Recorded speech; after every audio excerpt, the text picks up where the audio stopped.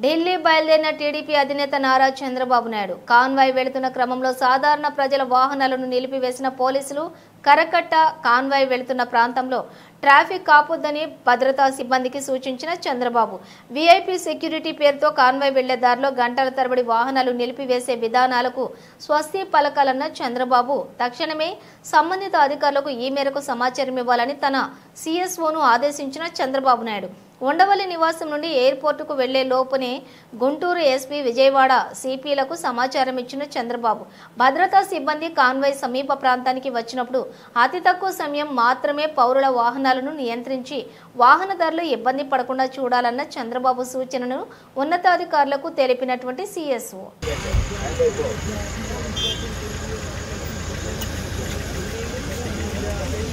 Special flight and will be landing at around 10 p.m. to the national capital where he will be directly heading to